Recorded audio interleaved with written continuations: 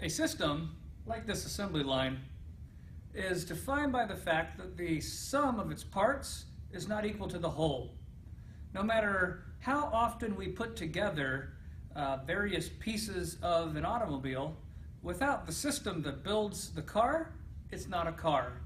And in fact, there is a very big point in the production process where, as a factor of production, the assembly line has actually destroyed the quote-unquote intrinsic economic value of its raw materials, and in such a way that they can really only be used by the system.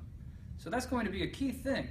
It's not just that the system is greater than the sum of its parts, it is that as value travels through the system, some of that value is only meaningful to the system itself. We describe a system as being complex if not only is the output of the system and the system itself greater than the sum of its parts or its inputs, but also it's too complicated to trace exactly how that occurred. In the example of an automobile, it's easy to trace along the assembly line how the car became more than the sum of its parts. But when you consider the system to be the entire factory that produced it, in addition to all of the business overhead and operational value stream that helps create a system in which cars are produced, at that point it becomes a very complex system.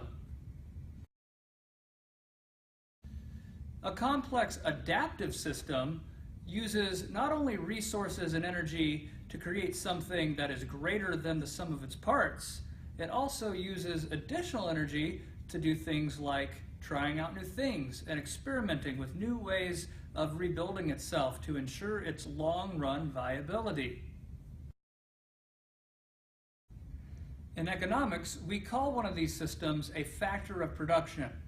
And the long-run viability of a factor of production is not only based upon product market fit for short-run economics, but it also must maintain enough economic rents to ensure its long-run viability.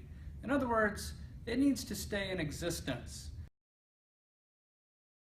Long-run viability can only be maintained through a process of continuous experimentation.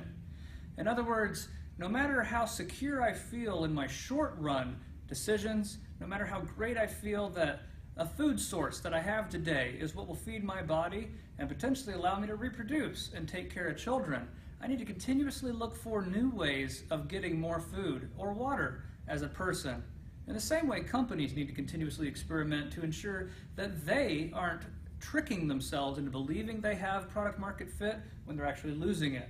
That they're not thinking they're gaining economic rents even though they're actually losing ground in their industry. This is the realm of competitive analysis and positioning, and there's some very interesting things in game theory that we can start to see, especially if we start to treat a complex adaptive system like a car producer as a super organism.